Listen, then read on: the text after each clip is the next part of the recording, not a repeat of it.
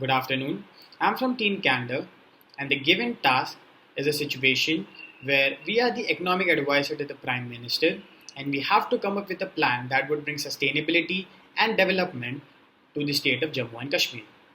Before directly talking about the development plan, let me tell you what Article 370 means. So, Article 370 means the law of ownership of property, citizenship, and the fundamental rights of the citizens of Jammu and Kashmir are totally different from that of the people living in rest part of India. Under Article 370, the citizens of other state have no right to acquire any property in Jammu and Kashmir. Also, under Article 370, the state has no right to call a financial emergency.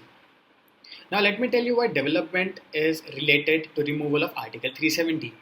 So, Prime Minister Modi, in his interview with Economic Times, has said that the decision to revoke Article 370 would ensure stability, market access, and predictable laws in the state, which could help it gain investment, especially in key sectors like tourism, agriculture, IT, healthcare, among others.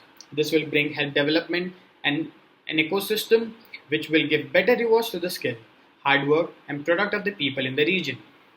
Our government is not only focusing on these aspects, but they are also trying to bring education institutions like IIT, IIM, and AIM, which would bring greater educational opportunities for the people. And they are also trying to make the communication, the connectivity, the linkage, and investment better so that it will help the product of the region reach across the country and the world, which would indirectly result in the prosperity of the state.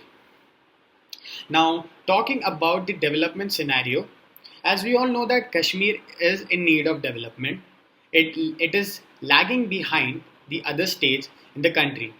So let me tell it to you in numbers. So according to the net state domestic product at current prices during 1980 to 2000 was estimated as 9.63% when compared with other states like Andhra Pradesh at 12.9%, Gujarat at 11.63%, and Kerala at 12.86%. Now, let me tell you what impediments to growth are. What are the obstructions? What are the barriers to growth? So, problems like low productivity in agriculture sector, allied sector which are not letting employment and income generation, poor industrial infrastructure, along with poor investment, has led the industrial sector at its infant stage. And lack of fiscal policies and governance has lead the economy.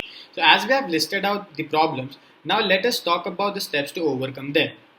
So starting with agriculture sector, so the steps that can be taken by this state to overcome the problems are: the state should shift its agriculture development strategy from food security mode to value addition mode.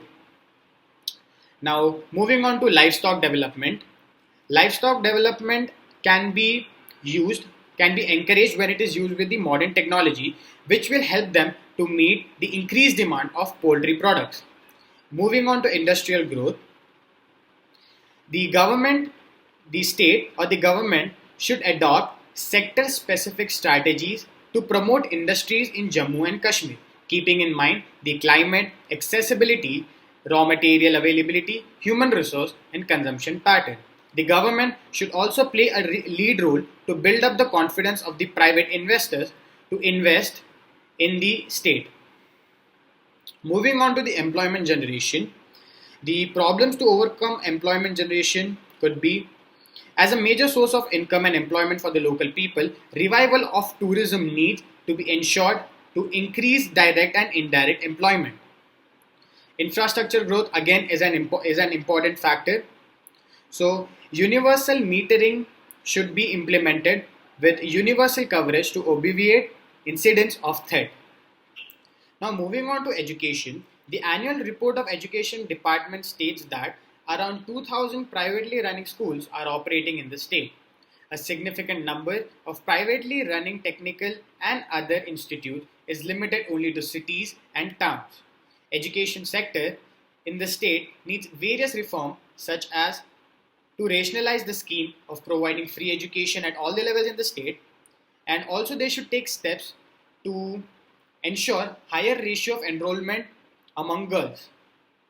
So in conclusion, as a state with unique features and strategic location, the speedy development of Jammu and Kashmir needs an integrated approach. The development of potential sectors such as horticulture, handloom and handicrafts, biotechnology, tourism and information technology will have strong interlinkage with the rest of the sectors. In a nutshell, in order to have a sound policy and good governance can lead the state of Jammu and Kashmir to a faster development path. Thank you.